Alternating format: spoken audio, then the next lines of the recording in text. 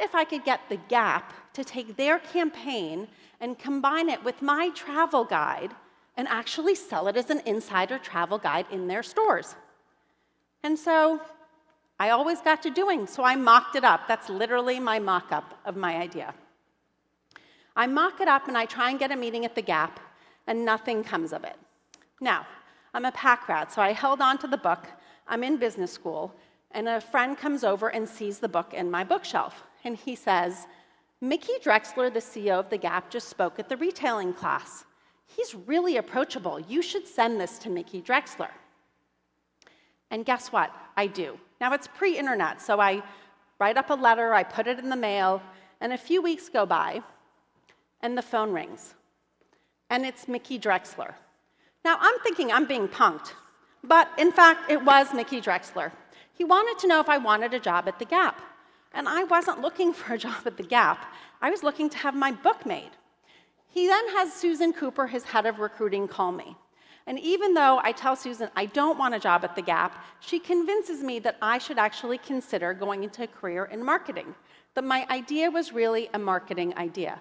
I think today we call this branded entertainment. That wasn't a thing at that point. But this moment of doing, this act of actually just stepping in, is how actually my career started. So, my second tip for you is you have to do. You have to be willing to do and do and do again. So this brings me to a story I really love, which is about Shonda Rhimes. So Shonda Rhimes tells this story that her hero, so Shonda Rhimes, the creator of Bridgerton, How to Get Away with Murder, Grey's Anatomy, right, prolific writer, she talks a lot about how Toni Morrison was her idol from a writing perspective. She wanted to be Toni Morrison. Most people have an idol or an ideal, but fear gets in our way.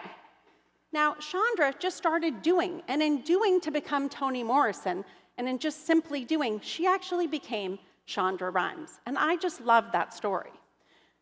So, for me, I also just did. I was actually at the table, we were talking about having a lot of energy, and I think we also were talking about being gangsters, but we'll come to that later. I just did a lot of things, which brings me really to the first phase of my career. It's funny that my career has multiple phases. In this phase, as you can see, I had a lot of different jobs. Y&R, Turner, City Search, Macmillan, and then Ammirati. Interestingly, that last job at Ammirati that seemed like it was going to be great was really not so great. And I worked for somebody who I really was not enjoying working for. So I ended up leaving and starting my own thing.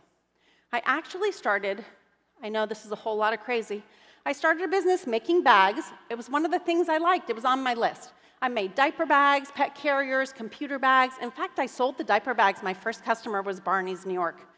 But I also started doing consulting because it was the heyday of the internet and I needed to make money. So I had, for about 5 years, a consulting business while I shipped bags on the side.